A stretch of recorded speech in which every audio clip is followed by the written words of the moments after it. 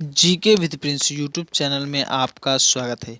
आज हम Indian geography से संबंधित महत्वपूर्ण प्रश्नों को डिस्कस करेंगे, जो कि सभी कॉम्पिटिटिव एग्जाम्स के लिए बेहद ही महत्वपूर्ण प्रश्न हैं। तो आज का हमारा पहला प्रश्न है, भारत की मुख्य भूमि की तट रेखा की लंबाई कितनी है? भारत की मुख्य भूमि की तट रेखा की लंबाई कितनी है? तो यह है 6100 किलोमीटर। भारत की मुख्य भूमि की जो तट रेखा की लंबाई है, यह 6100 किलोमीटर है।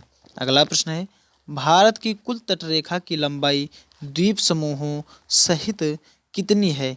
भारत की कुल तटरेखा की जो लंबाई है द्वीप समूहों को मिलाकर कितनी है? तो यह है 7516 किलोमीटर। 7516 किलोमीटर है। अगला प्रश्न है, संपूर्ण भारत के कितने % भाग पर पर्वत व पहाड़ियों का विस्तार है? संपूर्ण भारत के कितने % भाग पर पर्वत व पहाड़ियों का विस्तार है? तो वह जो है 28.8% भाग पर संपूर्ण भारत यानी टोटल भारत जो है, इसके जो यानी भारत के जो क्षेत्रफल है, यानी 28.8% क्षेत्रफल पर जो है सिर्फ पर्वत और पहाड़ियाँ एवं पठार स्थित हैं। तो भारत के संपूर्ण भारत के कितने % भाग पर पर्वत व पहाड़ियाँ स्थित है? तो 28.8% भाग पर पर्वत व पहाड़ियाँ स्थित हैं। अगला प्रश्न है दोस्तों, संपूर्ण भारत के कितने क्षेत्रफल पर मैदानी विस्तार है? संपूर्ण भारत के कितने क्षेत्रफल पर मैदानी विस्तार है? तो यह 44%, 44% मैदानी क्षेत्रफल, यानी संपूर्ण भारत के कितने क्षेत्रफल पर मैदानी विस्तार है? तो 44% पर जो है मैदानी विस्तार है। भारत के 44% पर मैदानी विस्तार है। अगला प्रश्न है हमारा, भारत में समुद्र तटरेखा वाले राज्य की संख्या कितनी है? भारत में समुद्र तटरेखा वाले राज्यों की संख्या कितनी है? तो यह है 9। भारत में समुद्र तटरेखा वाले राज्यों की जो संख्या है, यह टोटल 9 है। अगला प्रश्न है, किस राज्य की समुद्र तटरेखा सबसे लंबी है? किस राज्य की समुद्र तटरेखा सबसे लंबी है? तो गुजरात की समुद्र तटरेखा सबसे लंबी है। गुजरात की जो समुद्र तटरेखा है, यह सबसे लंबी है। गुजरात की समुद्र तटरेखा जो है सबसे लंबी है। अगला प्रश्न है, कर्क रेखा भारत के कितने राज्यों से होकर गुजर जाती है? कर्क रेखा भारत के कितने राज्यों से होकर गुजरती है? तो भारत के 8 राज्यों से होकर गुजरती है कर्क रेखा। कर्क रेखा भारत के मध्य से होकर गुजरती है, जो कि 8 राज्यों से होकर गुजरती है। गुजरात, राजस्थान, मध्य प्रदेश, छत्तीसगढ़ जो है, यहाँ से होकर गुजरती है कर्क रेखा। तो कर्क रेखा भारत के 8 राज्यों से होकर गुजरती है। यह प्रश्न काफ़ी बार इसको घुमा के पूछ सकते हैं, तो ये प्रश्न जो है इम्पोर्टेंट है। अगला प्रश्न है, भूमध्य रेखा के निकट कौन सा स्थान है? भूमध्य रेखा के निकट कौन सा स्थान है? तो इंदिरा पॉइंट जो है भूमध्य रेखा के निकट स्थित है। इंदिरा पॉइंट जो है भूमध्य रेखा के निकट स्थित है। अगला प्रश्न है हमारा, इंदिरा पॉइंट कहाँ स्थित है? इंदिरा पॉइंट कहाँ स्थित है? तो यह जो है अंडमान निकोबार द्वीप समूह में स्थित है इंदिरा पॉइंट। इंदिरा पॉइंट जो है भारत का दक्षिणतम बिंदु भी माना जाता है। तो अंडमान और निकोबार द्वीप समूह में इंदिरा पॉइंट स्थित है। अगला प्रश्न है, किस राज्य की समुद्र तटरेखा सबसे छोटी है? किस राज्य की समुद्र तटरेखा सबसे छोटी है? तो गोवा की जो समुद्र तटरेखा है, यह सबसे छोटी है।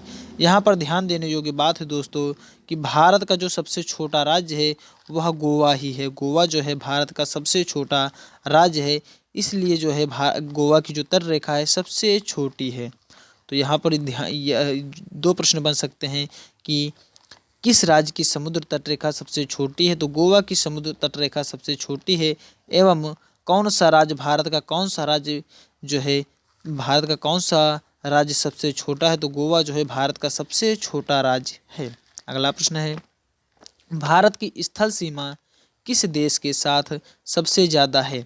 भारत की स्थल सीमा किस देश के साथ सबसे ज़्यादा है? तो बांग्लादेश के साथ सबसे ज़्यादा है। भारत की स्थल सीमा बांग्लादेश के साथ सबसे ज़्यादा है। भारत की स्थल सीमा।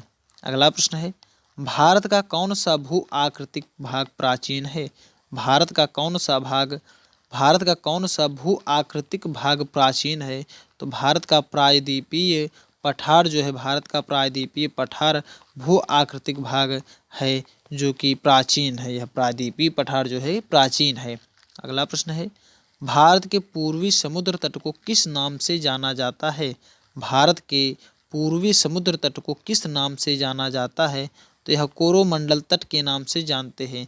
भारत के पूर्वी समुद्र तट को कोरोमंडल तट के नाम से जानते हैं। अगला प्रश्न है, कोंकण तट कहाँ से कहाँ तक स्थित है? कोंकण तट कहाँ से कहाँ तक स्थित है? तो यह जो है गोवा से दमन तक स्थित है। कोंकण तट कहाँ से कहाँ तक स्थित है? तो यह जो है गोवा से दमन तक स्थित है कोंकण तट। यह प्रश्न पूछा गया है काफ़ी बार, एसएससी सीजीएल में पूछा गया है यह प्रश्न काफ़ी बार। कोंकण तट कहाँ से कहाँ तक स्थित है? तो यह जो है गोवा से दमन तक स्थित है। अगला प्रश्न है, लक्षद्वीप समूह के द्वीपों की उत्पत्ति किसके द्वारा हुई? लक्षद्वीप समूह के द्वीपों की उत्पत्ति किसके द्वारा हुई? तो यह जो है प्रवाल द्वारा हुई।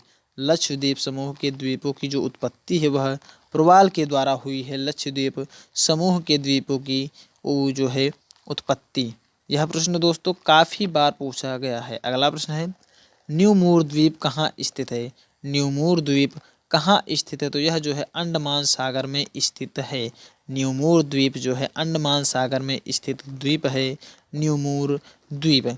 अगला प्रश्न है दोस्तों, कौन सा द्वीप भारत और श्रीलंका के बीच में स्थित है? कौन सा द्वीप भारत और श्रीलंका के बीच में स्थित है? तो रामेश्वरम जो है यह भारत और श्रीलंका के बीच में स्थित है। दोस्तों जो भारत और श्रीलंका को जो अलग करने वाला है वह पाक जलडमरू मध्य एवं मन्नार की खाड़ी है। यह यानी यह भारत है एवं यह श्रीलंका है। तो यह जो है यहाँ पर मन्नार की खाड़ी एवं पाक जलडमरू मध्य है और यहीं पर जो है रामेश्वरम स्थित है। यहीं के जस्ट ऊपर जो है रामेश्वरम स्थित है। तो यह प्रश्न दोस्तों काफ़ी बार पूछा जा सकता है एवं पूछा गया है। अगला प्रश्न है हमारा, लक्षद्वीप समूह के कुल द्वीपों की संख्या कितनी है? लक्षद्वीप समूह के कुल द्वीपों की संख्या कितनी है? तो यह 36 है। लक्षद्वीप समूह के द्वीपों की जो कुल टोटल संख्या है वह है 36। लक्षद्वीप में टोटल 36 द्वीप हैं। अगला प्रश्न है, लक्षद्वीप समूह में कुल कितने द्वीपों पर मानव का वास है? लक्षद्वीप समूह में कुल कितने द्वीपों पर मानव का वास है? तो यह 10 द्वीपों पर मानव का वास है। लक्षद्वीप समूह में जो है टोटल 10 द्वीपों पर मानव का वास है एवं अन्य 26 द्वीपों पर जो है मानव नहीं रहते, यानी मनुष्य जो है अन्य 26 द्वीपों पर नहीं रहते हैं। अगला प्रश्न है, भारत के किस स्थान को सफ़ेद पानी के नाम से जाना जाता है? भारत के किस स्थान को सफ़ेद पानी के नाम से जाना जाता है? तो भारत के सियाचिन को सफ़ेद पानी के नाम से जाना जाता है। भारत के सियाचिन को सफ़ेद पानी के नाम से जाना जाता है। अगला प्रश्न है, जम्मू कश्मीर का वह हिस्सा जो चीन के अधिकार में है क्या कहलाता है? जम्मू कश्मीर का वह हिस्सा जो चीन के अधिकार में है वह क्या कहलाता है?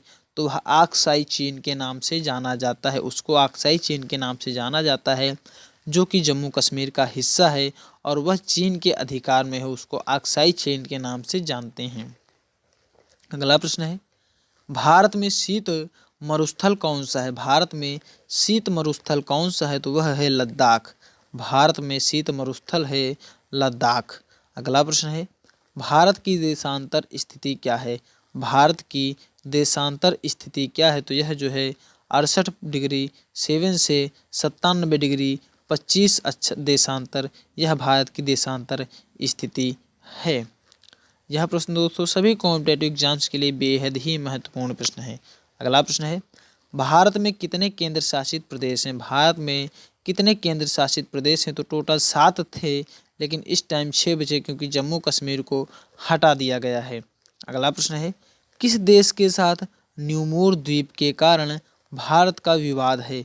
किस देश के साथ न्यूमोर द्वीप के कारण भारत का विवाद है? तो बांग्लादेश के साथ भारत का विवाद है। बांग्लादेश के साथ भारत का विवाद है न्यूमोर द्वीप के कारण। अगला प्रश्न है, भारत किस गोलार्ध में स्थित है? भारत किस गोलार्ध में स्थित है? वेस्ट इंपॉर्टेंट प्रश्न है, वेरी इंपॉर्टेंट प्रश्न है। तो भारत जो है उत्तरी गोलार्ध में स्थित है। भारत जो है यह उत्तरी गोलार्ध में स्थित है। अगला प्रश्न है, केंद्र शासित प्रदेश दादर नगर हवेली भारत के किन राज्यों के बीच में स्थित है? केंद्र शासित प्रदेश दादर नगर हवेली भारत के किन राज्यों के बीच में स्थित है? तो यह जो है गुजरात व महाराष्ट्र के बीच में स्थित है। केंद्र शासित प्रदेश दादर नगर हवेली भारत के गुजरात व महाराष्ट्र में स्थित है। अगला प्रश्न है, किस राज्य को पहले NEFA के नाम से जाना जाता था? किस राज्य को पहले NEFA के नाम से जाना जाता है? तो अरुणाचल प्रदेश को NEFA के नाम से जाना जाता है। अगला प्रश्न है, केंद्र शासित प्रदेश अंडमान निकोबार द्वीप समूह की राजधानी पोर्ट ब्लेयर किस द्वीप पर स्थित है? केंद्र शासित प्रदेश अंडमान निकोबार द्वीप समूह की राजधानी पोर्ट ब्लेयर किस द्वीप पर स्थित है? तो यह जो है दक्षिण अंडमान में स्थित है। यह जो है दक्षिण अंडमान में स्थित है। अगला प्रश्न है, कौन सा राज्य उत्तरी पूर्वी राज्य की 7 बहनों का भाग नहीं है? कौन सा राज्य उत्तरी पूर्वी राज्य की 7 बहनों का भाग नहीं है? तो यह जो है सिक्किम व पश्चिमी बंगाल है।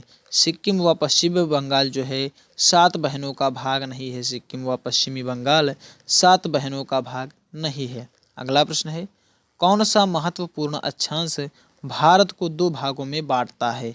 कौन सा महत्वपूर्ण अक्षांश भारत को 2 भागों में बांटता है? तो जो है 23 डिग्री 3 उत्तर अक्षांश जो है भारत को 2 भागों में बांटता है।